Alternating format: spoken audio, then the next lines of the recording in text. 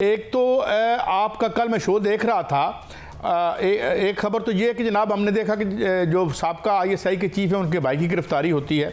इसके बाद ख्वाजा आसिफ साहब कहते हैं कि जनाब असेंबली में तलब किया जाएगा जनरल बाजवा साहब को भी और फैज़ हमीद साहब को भी। उधर एक पिटीशन पड़ी थी इस्लामाबाद हाई कोर्ट में, समाअत के लिए मंजूर हो गई है कि बाजवा साहब को और इनको बुलाया जाए। And last but not the least एक हल्का है 130 भी खुलेगा, और आपने कहा था कि खुलेगा तो शायद ये मैं what is the method in this sanity so to say, ये क्या हो रहा है मालिक साहब? देखिए, जहाँ तक तो फैज़ हमीद साहब के भाई का ताल्लुक है, वो आपको पता है कि वो इतने ताकतवर आदमी थे कि उस ज़माने में तो कोई कमिश्नर भी उनको हाथ नहीं लगा सकता था। तो और अंडरस्टैंडेबली सो, जिसका भाई वज़ीर आज़म आगे पीछे करवा सके, भाई उसने किससे डरना? तो ये तो chickens are coming home to roost वाली बात है। और ये है कि ये टॉप प्लेयर्स के बगैर भी ये चीज़ें ऐसे नहीं बढ़ती। सो शायद शिकंजा थोड़ा सा टाइट किया जा रहा है। अब जहाँ तक है 130 की बात, उसको तो देखिए परवेज़ लतीफ़ साहब के बयान ने तो बिल्कुल ही चीज़ें खोल के सामने रख दी ना। वो आपने भी सुना होगा जहाँ उन्होंने कहा कि जी मैंने उनको कहा जिनसे मैं पहले राब्ते में था कि मेरे हल्के की और दूसरे हल्के की भी काउंटिंग करवा दें। तो उन्होंने आगे से कहा कि अगर ये होगा तो फिर 130 भी खुल जाएगा। और उसके बाद जावेद लतीफ़ साहब मेरा ख्याल था ये कहेंगे कि आप खोल दें, हमें क्या फिक्र है, हम तो इलेक्शन जीते हुए, आप जितने मर्जी खोल दें। लेकिन जावेद लतीफ़ साहब ने कहा कि देखें इस तरह ब्लैकमेल किया जाता है। ब्लैकमेल का फिर मतलब ये है ना कि आप नहीं चाहते कि 130 खोले, और कौन नहीं चाहेगा कि 130 खोले, क्योंकि वही नहीं चाहेगा जो जीता हुआ वो, उनको खतरा हो कि मैं हार रहा हूँ। तो सबको पता है कि क्या हुआ है। और अगर वो 130 देखिए खुलेगा ज़रूर, लेकिन वो इतनी बड़ी तलवार लटकी हुई है मियाँ साहब के ऊपर और उनकी पार्टी के ऊपर कि वो किसी ख़ास वजह से ही गिरेगी तो गिरेगी। वैसे ही उन्होंने बहुत ज़्यादा रोल डिमिनिश कर दिया है मियाँ साहब का। और अब ये पॉइंट आ गया, जैसे हमने कल देखा कि वो जॉइंट मीटिंग शेयर कर रहे हैं अपनी साहबजादी के साथ और पंजाब की इश्यूज़ के ऊपर। खुद 3 टाइम प्राइम मिनिस्टर रहे हैं, खुद सारा कुछ किया है, और अब अगर उनको बेटी के साथ मीटिंग जॉइंट शेयर करनी पड़ रही है, वो भी कोइंसिडेंट चीफ मिनिस्टर के साथ, तो इससे ही आपको अंदाज़ा हो जाना चाहिए कि कद में फ़र्क पड़ गया हो। पार्टी और वो काफ़ी हद तक, इसको अंग्रेजी का वर्ड कहते हैं पिगमेटाइज करना, वो मेरे नज़दीक तो बहुत ज़्यादा फ़र्क पड़ गया है। और अगर ये कि 130 खुल गया और वो लाहौर से भी इलेक्शन हार जाते हैं, तो आप मुझे बताएं कि इसके बाद पार्टी के पास कहने के लिए क्या रह जाएगा। ये सिर्फ एक इलेक्शन, एक फॉर्मर प्राइम मिनिस्टर का इम्पैक्ट नहीं होगा, इसका पूरी मुस्लिम लीग का इम्पैक्ट होगा। और लाहौर से मियाँ साहब का हारने का मतलब है कि मुस्लिम लीग PMLN कहीं और से नहीं जीत सकती। सो ये मामूली चीज़ नहीं है 130 की रिकाउंटिंग।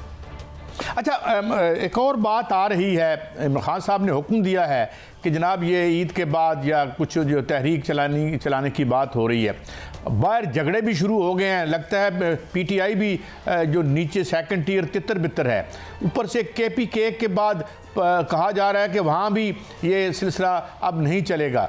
तो क्या चीज़ें कैसे अनफोल्ड करती नज़र आती हैं आपको? क्या total capitulation of civilian dispensation आपको नज़र आ रही है? नहीं, मुझे खान साहब की फ्रैंकली मुझे नहीं समझ आ रही इस मामले में कि वो इस टाइम पे तहरीक करके अपने लोगों को क्यों सड़क पे लाना चाह रहे हैं। 9 मई के बाद जो क्रैकडाउन हुआ और उसके बाद एक फटीग है। देखिए, इलेक्शन में किसी को हर कोई बंदा जाके वोट डाल सकता है, जितनी मर्जी खौफ की फिजा हो, मैंने जाना है खामोशी से वोट डालना और आ जाना है। उस वक्त मुझे फिक्र नहीं है कि पुलिस की किसी की नहीं। तो वो लोगों ने किया। अब अगर उस सपोर्ट को ये समझते हैं कि रोड पे एकदम ट्रांसलेट होगी, वो नहीं होगी, बल्कि जो आपके थोड़े बहुत लोग बचे हुए हैं उनमें से भी और अरेस्ट हो जाएंगे। पहले ही आपकी टॉप टियर लीडरशिप या गायब है या तायब है। जो सेकंड टियर है वो बिल्कुल डिसजॉइंटेड है, उनके अंदर यही समझ नहीं आती। वो जो वकील मिल के आता है, आखिरी वकील जो मिल के आता है, उसी का बयानिया वो कहते हैं ठीक है, ये खास साहब से मिल के है, वो जो मर्जी कह दे आके। एक कन्फ्यूजन है और आप देख रहे हैं कि पार्टी के अंदर स्प्लिट्स हैं। इस वक्त पीटीआई में 4 ग्रुप बने हुए एक लिहाज से आप देखें। एक ग्रुप है पॉलिटिशियंस वर्सेस लॉयर्स, फिर एक ग्रुप है लॉयर्स वर्सेस लॉयर्स। जब जैसे हम शेरफुल मरबूक को देखते हैं, वो गौर खान को टेक ऑन करते हैं, उनके 2 कैंप अपने बने हैं। एक ओवरऑल कैंप बना हुआ है लॉयर्स वर्सेस पॉलिटिशियंस के अंदर फिर ग्रुपिंग हुई भी है। मसलन आप केपी के अंदर आप देख लीजिए, इतनी वाज़ेह ग्रुपिंग है कि जैसे आतिफ खान थे, शाहराम थे, बाकी उनको गंडापुर साहब वगैरह ने प्रोविंशियल असेंबली का टिकट ही नहीं लेने दिया ताकि वहाँ से कंपटीशन ख़त्म हो, उन सबको भेज दिया एनए के अंदर। तैमूर झगड़ा जैसा आदमी जो पढ़ा लिखा रिफाइंड आदमी है, उसको नहीं उन्होंने फाइनेंस मिनिस्टर बनाया। मुझे पता है वो इलेक्शन हारे हैं, वो भी दूसरी बात है, लेकिन ये एक मीटिंग में तय हो गया था। खान साहब ने कन्वे भी करवा दिया था कि तैमूर को आप मिनिस्टर बनाएं, बल्कि खान साहब को कहा गया जो इनके लिंक थे कि जी वो इलेक्शन हारा हुआ है तो वो उसको एडवाइज़र बनवा देते हैं। वो कहते नहीं, आप मिनिस्टर बनवाएं, 6 माह तो मिनिस्टर आ सकता है ना, तो आप उसको मिनिस्टर ही बनवाएं फाइनेंस का, और फिर उसके बाद उसको सीट वगैरह देख लेंगे। हो जाता है। फिर गंडापुर साहब जाते हैं, उनकी मीटिंग होती है खान साहब साहब की, घंटे सवा घंटे की, वो उसके अंदर जाके पता काटते हैं तैमूर झगड़ा का। So politician versus politician versus lawyers versus politician, lawyers versus lawyers, ये इतनी वो इंटरसेक्शनल झगड़े चल रहे हैं। और जब इस सब के ऊपर एक छतरी है खान साहब की, उनका डिस्कनेक्ट है, बिकॉज लोगों को इनडायरेक्ट उनके अहकाम मिलते हैं, बातें मिलते हैं, तो बड़ा मुश्किल वक्त है इस वक्त पार्टी के लिए डेफिनेटली। और अगर ये एहतजाज वगैरह की चीज़ें करते हैं, ये फर्दर स्ट्रेन करेंगी और फर्दर ड्रेन करेंगी उनके लोगों का जो भी हौसला है। मेरा ख्याल है थोड़ा सा खान साहब को भी स्ट्रेटेजिकली करना पड़ेगा, लेकिन नज़र मुझे ये आता है कि खान साहब की जो स्ट्रैटेजी है वो इवेंट बेस्ड है। आज ये चीज़ हुई है तो उसके मुताबिक स्ट्रैटेजी बना ली, हालांकि स्ट्रैटेजी से आप इवेंट्स क्रिएट करते हैं, लेकिन एक डिस्कनेक्ट है। और वाकई पार्टी प्रेशर बहुत ज़्यादा अंदर और बाहर से प्रेशर्स दोनों किस्म के हैं। एक ब्रेक की तरफ चलते हैं, हमारी गुफ्तगू जारी है, बड़ी दिलचस्प।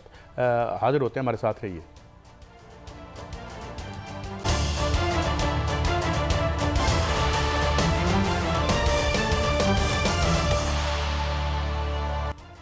Welcome back. एक मुझे आपका तनाजुर चाहिए। एक तो ये ठीक है जो सेकंड टीयर है वो तो पावर पॉलिटिक्स लड़ रहे हैं, वो हमें समझ आता है, अंडरस्टैंडेबल है, क्योंकि क्लास तो वही है ना जो बाकी पीपीपी में या और पीएमएलएन में बैठी है। एक तो वोटर एडमेंट है और वो अपनी जगह पे, मुझे गलत हुआ तो मुझे बताइएगा, वो बज नहीं हो रहा, हिल नहीं रहा खान साहब, नंबर 1। नंबर 2 ये कि ये जो अगला हमारे पास आया है 8 बिलियन का लॉन्गेस्ट परहैप्स यार वन ऑफ द लॉन्गेस्ट जो प्रोग्राम है, वो अभी आके बैठे हुए हैं और बड़े उनके करख चेहरे नज़र आ रहे हैं। तो उसका जो इम्पैक्ट आएगा, उसकी जो कंडीशनैलिटीज़ आएंगी, वो हमारी पॉलिटिकल इकॉनमी में या वो जो इकॉनमी है हमारी सियासत पे क्या असरात मुरतब करेगी, क्या सिनेरियो बनता नज़र आता है, क्योंकि कीमतें तो बढ़ेंगी मालिक साहब। नहीं सर, वो तो बाज़ाहिर है बड़ा ये साल बहुत टफ होगा, बहुत टफ साल होगा। आपके भी बिजली के नर्ख और बढ़ेंगे, आपके गैस के नर्ख और बढ़ेंगे, उनका भी डायरेक्ट इम्प्लीकेशन सारा है। अभी खान साहब की पार्टी को पॉलिटिकल फ़ायदा तो बहुत होगा, क्योंकि बहुत ज़्यादा पब्लिक रिएक्शन होगा, पब्लिक अनरेस्ट होगा, और डेफिनेटली उसको कैश इन तो करेंगे। लेकिन हैविंग सेड दैट, इस वक्त पूरा मुल्क का निज़ाम दाव पे लगा हुआ है, और अब ये मामला खान साहब, शहबाज शरीफ, जनरल आसिम मुनीर, इन सब की शख्सियात से बड़ा मामला है।